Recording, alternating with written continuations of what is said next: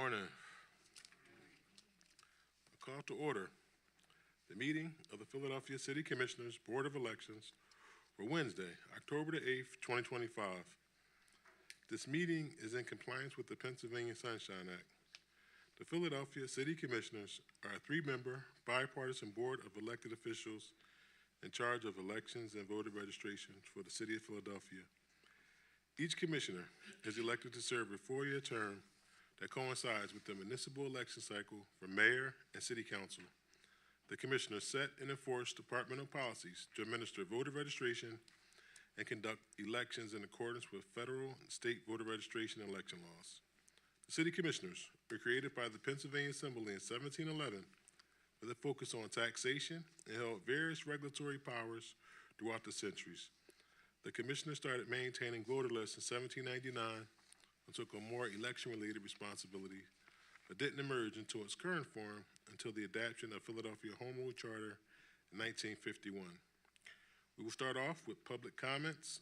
Before beginning their comments, commenters shall state where they live or if they are not a resident of Philadelphia and that they are a Philadelphia taxpayer. Public comment is not an opportunity for dialogue or Q&A. It is public comment, a chance for you to tell us what you think. Each speaker will have 2 minutes to speak. However, I may extend the time at my discretion. Public comment must concern matters on today's meeting agenda.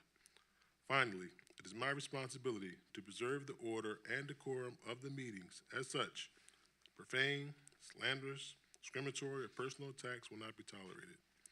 If you wish to make a public objection to a perceived Sunshine Act violation, please raise your hand and I will recognize you. Outbursts will not be tolerated. Anyone wishing to offer public comment, please step forward. Hearing none, we will now move to report from the Secretary for email public comments. But before we begin to that portion, Commissioner Bluestein is not here, so his deputy, Eric Clapstein, is here in his presence. And I was told that the Commissioner Bluestein is on the telephone. Is that correct? That's correct. I'm here. Okay, Secretary. Okay.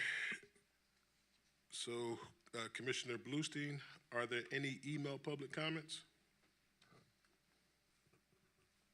I'll speak for that. There were no email public comments by 9:45 a.m. Okay, thank you. And in this function, the Deputy Eric will be one calling the roll for the votes. We will now proceed to old business. First, we have a report from our Directors of Election Operation and Administration, Mr. Joseph Lynch and Mr. Mark Johnson. Joe, we'll start off with you. Okay. Good morning, Commissioners. This is our public meeting update for October 8th, 2025. At the election warehouse, the voting machine services unit is making sure that all machines that have undergone repairs during the final test are thoroughly tested. They are also starting to close and seal the back doors. The e-poll book unit is working to ensure that the electronic poll books are fully prepared and operational for Election Day. The election materials unit has been working to ensure that the supplies needed for our poll workers are ordered, organized, and ready for packing. As of the current election cycle, we have processed 106,338 voter registration applications. Of those, 4,800 are paper applications and 101,538 are electronic applications. Delaware and Spring Garden is currently reviewing all applications, correcting errors as needed. Delaware and Spring Garden also sent out 58,136 ID cards. As of Tuesday, the County Board of Elections has approved 85,630 vote by mail and absentee applications, which is 3,772 more than last week's totals.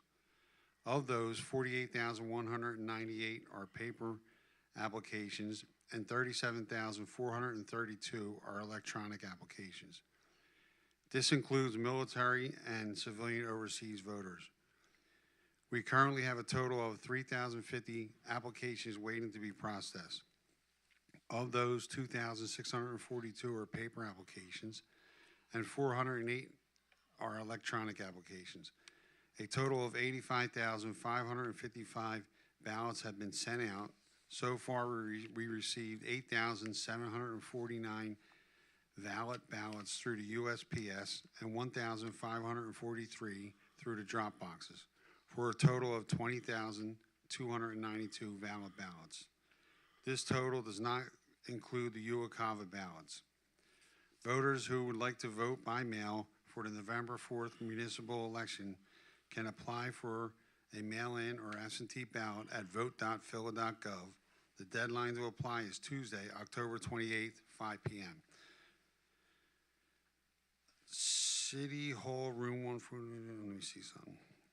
Okay, so we're trying to get City Hall open for this weekend to start having people from the public go do mail-in ballots starting this weekend through the election.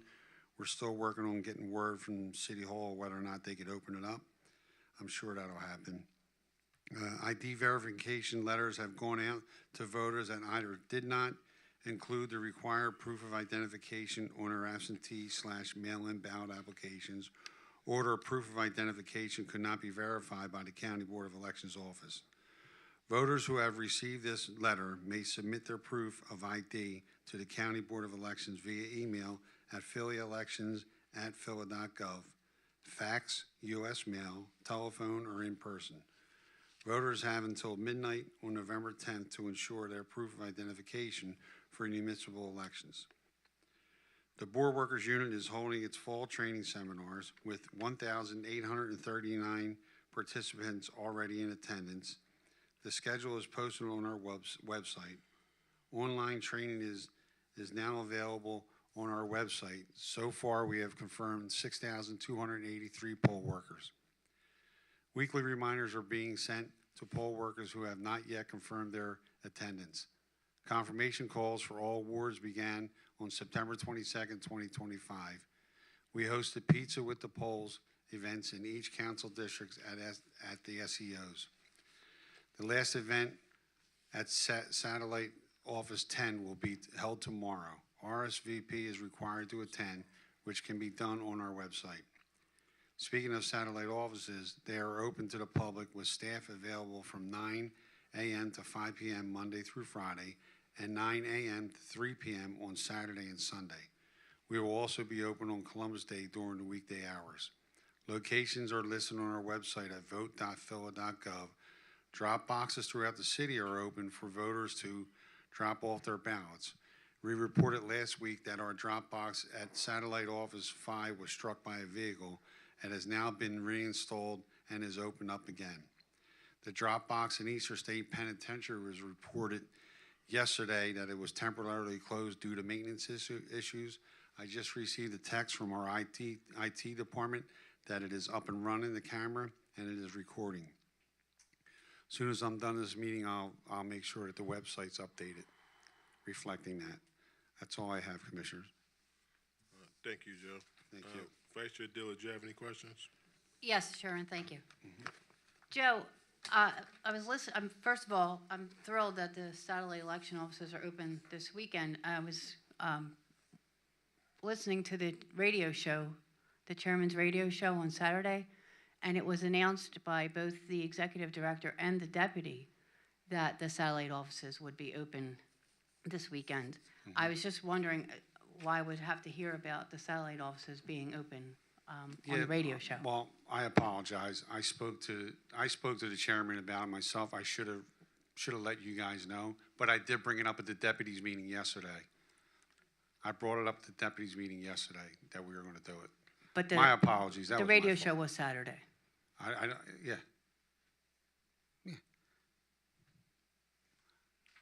Thank you. All good. Thank you. Secretary Bluestein or Eric, did you have any questions? I have no questions. Thank you. I just had one question. So the office hours is from 9 to 3? I thought it was like 10 to 4 last year or something like It's going to be 9 to 3 because our staff, it's a weekend. Our staff's not going to stay there all weekend. We have problems getting staff out there as it is. So Okay. we just did 9 to 3 for the staff. But for the just public. just from my recollection, it was like 10 to 4 something like that before. Yes, but Okay, it's okay. 9 to 3. Okay, 9 to 3. Okay. And we're gonna be open on Columbus Day, right? Yes. Okay, cool. Mr. Chairman? The Columbus Day will be just like regular weekday hours, So Columbus Day is gonna be open from 9 to 5? 9 to 5, yes. Okay. Go ahead, Vice Chair. Thank you, Chairman.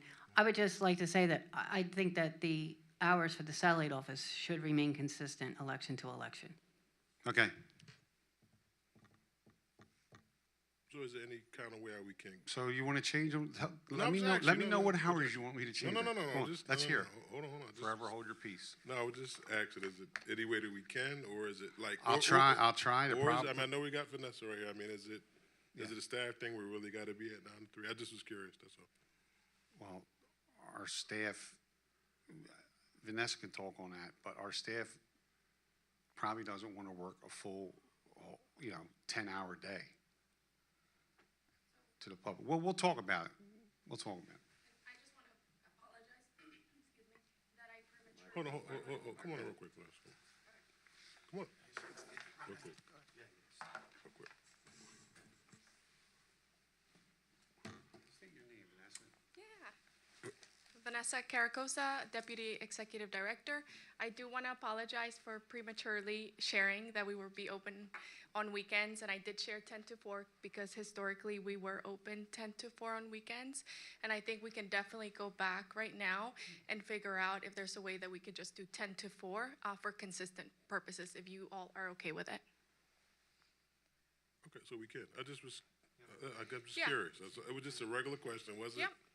Right or wrong? I was just curious. What we could have do it, we couldn't do it. That's just saying. Yes. Okay. So we're gonna be at 9 to 3 this weekend, definitely. We can change it, 10 to 4. Vice Chair Dillon, is that something that's all right with you? 10 to 4 remains consistent, yes. Okay. All right, so we'll do 10 to 4. Okay, so you make sure that we get the notice out to do 10 to 4? Okay. All right, thank you.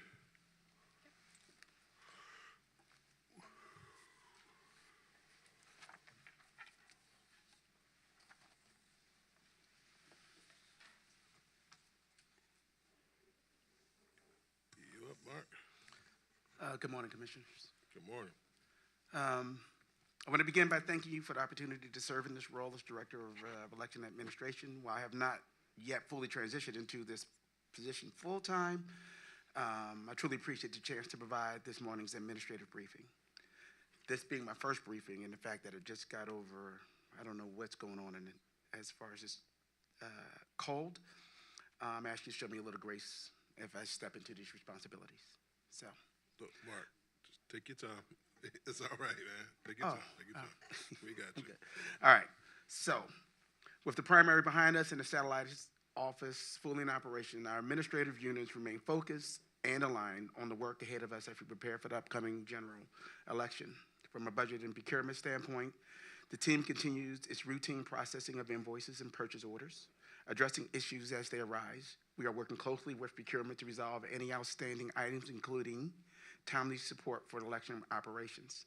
This past week, the unit completed the target budget submissions to finance, continued work on major contract renewals, and began preparing manual encumbrance for CMS contract in anticipation of November's election. The team is also reconciling petty cash overages and shortages from fiscal years 2021 through 2025.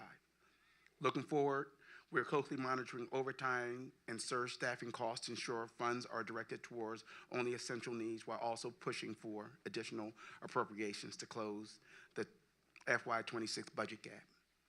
From a communication standpoint, the unit focused heavily on advertising and public education for the 2020 general election. Working with consultants, the team created new static graphics, animated videos, and PSA scripts, including recordings with Chairman Sabir and Commissioner Bluestein. While coordination continues with Vice Chair Daley's office, social media content highlights key ballot guidance, Dropbox changes, while the Election Day Guide and 311 FAQs were updated. Additional work included updating the flawed ballot voter export list for public notice, expanding translated material for language access, print production for poll worker guide, updating website content, and preparing logistics for white box materials. The team also assisted with procurement of its staff jackets and support for 8th District Pizza and with poll workers event. From our engagement unit, our staff has been very active across the city. Recent efforts included table events at Independence Library, Whitman Library, and the Philadelphia Fire Department, as well as voter resources distribution at the Bach Building downtown. The team confirmed a voter education event and voting machine demonstration at Silver Care Adult Care, and partnered on translation support for English learners who recently immigrated to Philadelphia. Engagement staff also connected with diverse communities at the Mid-Autumn Festival in Chinatown and Northeast Philadelphia, distributing key election dates and providing demonstrations in Chinese to highlight language accessibility on our voting machines. Upcoming events include an online election information session with Beyond Literacy outreach at Congregation Rudolph Shalom and Parkway Central Library, and additional sessions at senior centers in Chinatown and Northeast Philadelphia. From Human Resources, the team is managing ongoing transactions, orientations, and staffing for the satellite offices. They also worked on discipline data, exit surveys, promotions, and union-related matters. As of October 2nd, our workforce total is 194 employees, including 31 exempts, 163 civil service staff, 16 temporary employees. This breakdown includes 52 clerks, 1s, 32 clerk 2s, 20 clerk 3s, 8 trade helpers, and 8 voting machine mechanics. Our information technology unit is focused on final preparation for the general election, including election night, police routes, polling place optimization analysis. The team continues to support setups of satellite offices, systems while maintaining voter-facing tools, surveys, and notices across our platforms. And from a security standpoint, we have our second security stakeholders meeting, which is tomorrow. If anyone wants to attend, I can send them the link. And we continue coordination with Philadelphia Police Department, OEM, and our contract security partners. Preparations include tabletop exercises. We'll be doing panic alarm testing and readiness checks at all our facilities. Our focus remains on safeguarding staff, voters, and critical election infrastructure. As we move closer to the general election, each administrative unit is laser focused on ensuring operational readiness. I want to once again thank you for our staff and partners for their dedication, and I also want to thank you, commissioners. So. Thank you, Mark. Vice Chair Daly, did you have any questions? Thank you, Mark. I have none. Secretary Bluestein, do you have any questions? Thank you. I have no questions. Thank you, Mark. It wasn't that hard, was it? Not at all. All right, thank you. This completes our old business for today's meeting. We will now proceed to new business. We will begin by considering our first agenda item, polling place changes. We'll hear from our polling place investigation supervisor, Charlie Stroman. Morning, Commissioners. Good morning, I Charlie. have 5 hearings this morning. The first one will be in the 19th Ward, the 1st Division, moving out of the Children's Playhouse to the Rivera Rec Center, and that's due to a refusal. Having heard the recommendation of the professional staff, I move that we accept the polling place change for Ward 19, Division 1. Is there a second? Second. Deputy Eric, can you call the roll, please? Vice Chair Daly, Aye. Commissioner Bluestein, Aye. Chairman Zabir. Aye. Please proceed. Next 3 will be in the 34th Ward, the 13th Division, the 18th Division, and the 19th Division, all moving out of Harambe Institute to the Cassidy School. It's a brand-new public school which works beautiful for all 3 divisions. Well, I'd like to thank you on that one. That's a big one. Yeah. And 34th Ward, everybody's excited about that. Thank you on that one. Having heard the recommendation of the professional staff, I move that we accept the polling place change for Ward 34, Division 13, 18, and 19. Is there a second? Second. Deputy Eric, please call the roll. Vice Chair Daly, Aye. Commissioner Bluestein, Aye. Chairman Zabir. Aye. Please proceed. Last but not least, the 40th Ward, the 33rd Division, moving out of the Catherine School Annex back to the Pasquale Library, and that is back to the original location. The rebuild is complete. Having heard the recommendation of the professional staff, I move that we accept the polling place change for Ward 40, Division 33. Is there a second? Second. Deputy Eric, please call the roll. Vice Chair Daly? Commissioner Bluestein? Aye. Chairman Sabir? Aye. Thank you, Charlie. You're welcome. That is the last item on the agenda. Before we adjourn, Vice Chair Dillard, do you have any business to be raised at this meeting? Thank you, I have none. Secretary Bluestein, do you have any business to be raised at this meeting? I have none. Thank you. I have one small business. I definitely want to. Our fighting Phillies are on the ropes, so we definitely want everybody to support our Phillies and go Eagles. I make a motion that we adjourn today's meeting. Is there a second? Second. Deputy Eric, please call the roll. Vice Chair Daly? Aye. Commissioner Bluestein? Aye. Chairman Sabir? Aye. Motion passes. This meeting is adjourned.